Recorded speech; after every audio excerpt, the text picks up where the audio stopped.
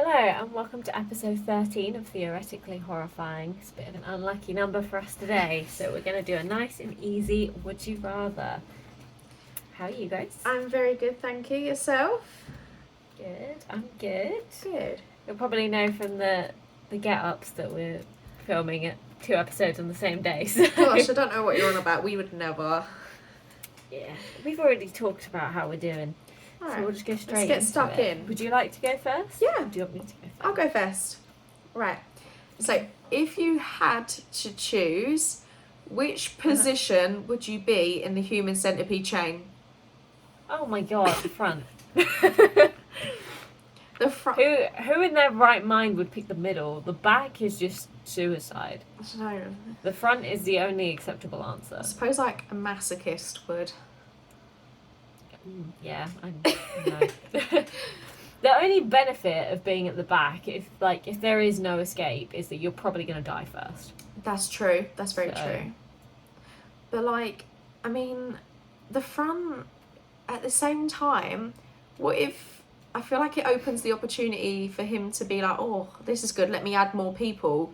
So there's like the hope and then knowing what you're doing, whereas, I don't know, not like the others are massively impressive, but I'm going to have to agree with you. Yeah. Yeah. That was nice and easy. Yeah, nice.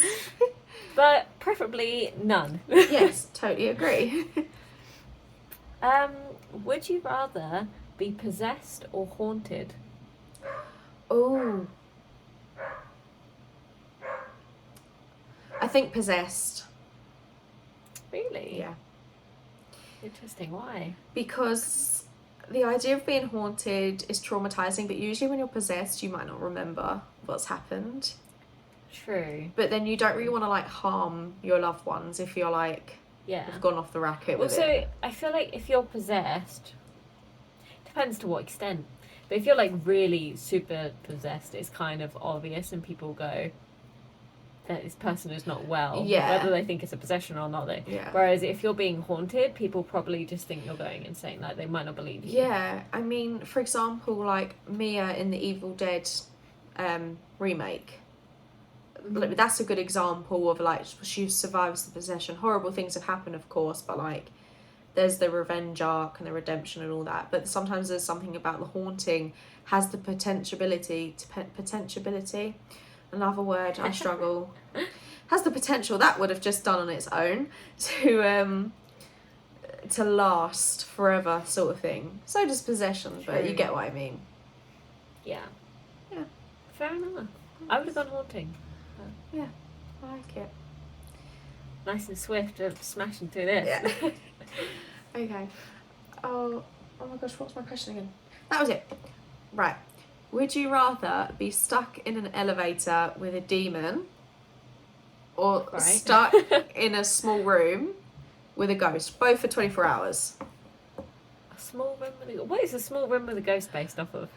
My brain. I can't think of anything like an actual film, so that would be based off of a situation. Okay. I assumed you were thinking of a specific film. No, I was just... but it could be friendly, like Casper. True. Oh, well, if the ghost is friendly, then I pick the ghost. I hate the idea of being stuck in a lift. Yeah. Our lift at work is really creaky and scary, and it's like 2 floors. Like, it's not that high, but I'm like, no, I always get so scared it's going to fall. Yeah. So being stuck in a lift, period, without the demon, is a no for me. Yeah. So I would pick the room with the ghost, I think. That's a good pick. And again, just need a bit of salt. Bit of salt. You're sorted. New tagline. What about you? I'd say ghost, because it could always be a friendly ghost. You never know. Not all ghosts are bad. Do you know what I mean? They're judged. It's out of order. It's true. Have you seen that other film? So there's 2 films that are stuck in a lift. There's one where there's the devil, and there's the other one where there's a bomber. What's the second one? There's like someone in the lift has a bomb. Oh my gosh, basically. I don't think I have seen that. Yeah. Oh, it's really good.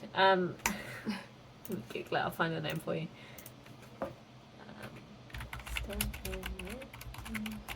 Because the other one's Devil. Yeah, it's alright. It's a bit of an easy watch, but it's nothing special. But it actually sounds good, this second one. Oh, it's literally called Elevator. It's called Elevator. No, I haven't seen it.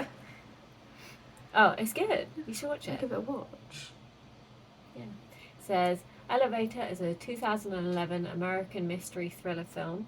It follows the struggles and conflicts of 9 strangers trapped in a Wall Street elevator 49 floors above Manhattan on the way to a company party. One of the group has a bomb. The film's events follow the group's attempt to escape, with racism, greed, and revenge playing key elements as they all fight to survive. Mm-hmm. Oh my god, the film is loosely based on a janitor's apprentice's real-life experience in Scotland. Oh my god, in Scotland? Horrifying. I wouldn't have thought in Scotland, out of all the places. It's good, you should watch it. Well, add it to the watch list. Okay, last question. Yeah. If you had to be killed by one slasher icon, who would you choose and why? Oh my gosh, I'm smashing these questions you are. A slasher icon. You know what? I'm going to have to say...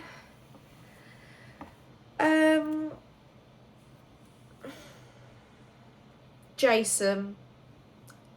Jason? Yeah. Why? Well, I think the thing is, if I would have looked into it harder, I could have probably thought of something more creative. But I like Michael, but then there's always that quote, and it's like he had the devil in his eyes, there was nothing there like that. Imagine that being the last thing you see. There's something about really haunting about that.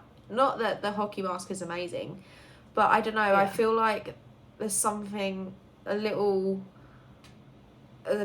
omnipotent with Myers, if I'm comparing the two here. But Jason, I mean, and I feel like because it's the machete, it might be a little bit more brutal, like very quick, clean, whereas a knife can take a little bit longer with the stabbings. Yeah. I was thinking the same thing about a knife take, because my initial thought was Ghostface, because oh my gosh, Ghostface is amazing. But they usually stab many they times. have and fun with it. They have fun with it. Yeah. Whereas I feel like Jason's just like Also, knocks them out the way sometimes. Half of them are so clumsy. That is so embarrassing to die at the hands of Ghostface. I know. That's the thing. Like, I mean, if I was, I know it wouldn't work for the film, but if I was basically, I mean, that's the thing with Ghostface. They know they're going to be hunted down. I would like be wearing a stab-proof vest. I would like be holding a grenade. So I'll be like, if he comes near, I'll be like, look, sorry, there's no point doing this. I'm just going to release the pin. Do you know what I mean? Go away. Yeah. Which is very risky for myself, but it would work because their whole thing is fame, notoriety, not dying themselves. Yeah. But yeah, Ghostface, I mean, I think Scream 5, there's no need for spoiler warning so far, but it's like, you know how he says when he's killing Dewey, it's like it was a pleasure sort of thing. Yeah. It would be a pleasure to be killed by Ghostface, kind of, because he's an icon. Not that I would be loving it. True. But I don't know. I feel like Ghostface would be a good answer. Yeah. Yeah, I agree with that. I thought Freddy it's going to be an interesting one. Yeah. Don't want it, and don't want that life, but it would be interesting. Yeah, I mean, I think the thing about Freddy is that the dream beforehand has to be horrible.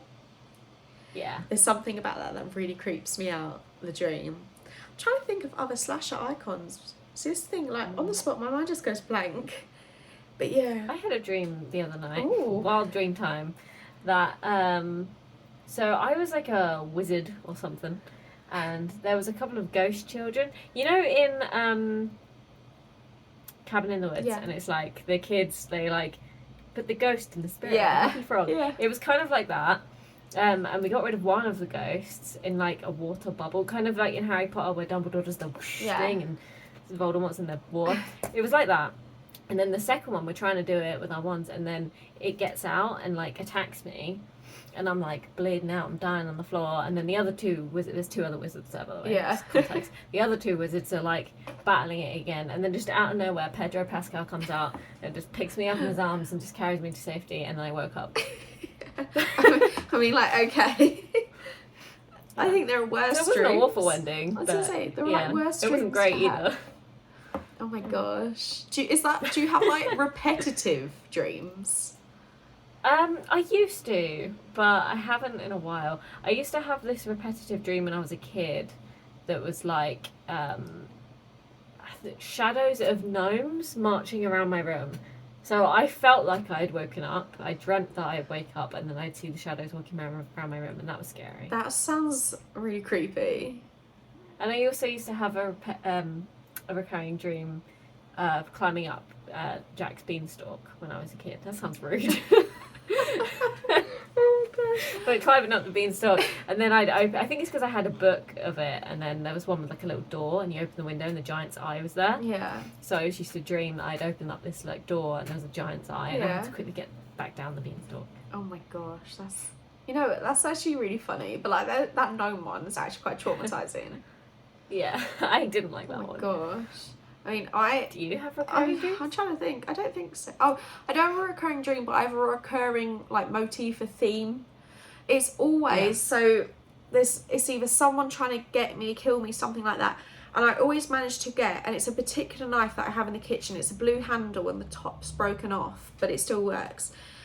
And it's just the tip. It's still good though. Yeah, and I will be trying to stab that person. Like I get the knife and then slice them, trying to like get it, and they will not die no matter what I do. And I can feel the stab feeling that I will get in my dream. It's so visceral, it's so real. It just genuinely feels real. Not that I know what stabbing feels like, but like it's if you like were cutting like meat or something, and they will not die and they'll just be bleeding everywhere, and I'll be trying to decapitate them, but I can't get their final bit of head off. Oh, that's horrifying. That's very scary. And this person, this is no shame here, but they will always be like extremely obese. It's like a really weird dream. And the person will always have like really long hair, man or woman, and I just can never get their full head off when I'm trying to kill them. That is absolutely horrifying. Thanks. Thanks. I have it's not a recurring dream because the dream is always different, but the same thing happens. So like one of them, I dreamt that I was going through a haunted house and this like zombie jumped out and bit me in the neck. Another one, I'm like walking down the street and a Rottweiler comes and bites me in the neck, and I always wake up with sleep paralysis. Yeah. And like a twitch. I think I get a nerve stuck somewhere in my neck. Yeah. And then that wakes me up, and I like literally wake up with sleep paralysis. Other than the fact that my neck is twitching, I'm like, oh my gosh. And I can't do anything about it, and it's really scary. Oh my gosh, that actually sounds really, really creepy. Yeah. It's like my dream is like projecting on what I'm feeling in real life. Oh so it goes, oh, obviously you've been bitten in the neck by a dog, but I haven't. Oh my gosh, we both have really pleasant dreams. I have a lot of weird dreams. Oh my gosh, I always like have this one of, there's a hairdryer salesman coming to the front door. Yeah. And it's always the same creepy doll mask they wear, and it's a woman with curly hair, blonde curly hair. It's in the middle of the night. She comes knocking on the door, but the street light's on, the yellow, so it's like she's basked in this like auburn light, but she's always got a doll face, the smiley doll face. It's like a mixture of doll face from The Strangers and from The Purge. It's like a combination of between the two. Yeah. She always holds up a hairdryer like a salesman. I always picture her as a salesman. And the dream ends, and then the dream that's haunting. The dream ends in the dream, but it's not over. So then I wake up the next morning, go out the front door, even though it's still night out. It's the same situation. No one's there. Empty street, up the road. It's ghost town basically. And there's a like an actual dining chair next to my front door. So it's like next to me like that. And there is a person, that hairdryer salesman with the mask and the curly blonde hair, wearing a black hoodie, and she just keeps her head down as I have to walk to the car. Oh my god, I hate that. Yeah. I mean, my nightmares are genuinely actually terrifying. We could do a whole episode on nightmares. Oh my gosh, I would love that.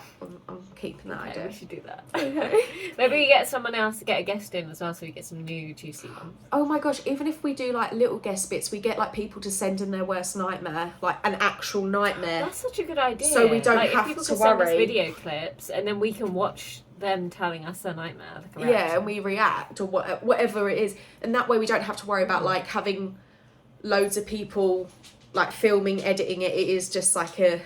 But yeah, I think that's really cool. That's a good idea. Yes. Yeah, we should do a story so to send us your nightmares and we can read them. Yeah, that is a really good idea. I do have a recurring dream every time I'm sick, like with a fever. I have this weird fever dream, funnily enough, where there are invisible balloons, like, and I'm usually half awake, so it feels like it's actually happening. Yeah. And they're like expanding and like pushing against me, just all over my body, and it's like I can feel the rubber of the balloons on me, but I can't see anything. Oh my god. And I feel like I'm suffocating. Oh my gosh, suffocating's the worst nightmare. That sounds like that scene out Invisible of balloon No. fever dream. Oh, that's horrible. Yeah. Yeah, It's kind of like that. I don't like that. So- I mean, do you ever have I that hate those. that feeling? I just don't like it. Ugh. Thanks. Okay. I'll start it now. So, thank you for listening to episode 13 of Theoretically Horrifying. Let us know what slasher icon you would like to be killed by. Thanks for watching. Bye. Bye.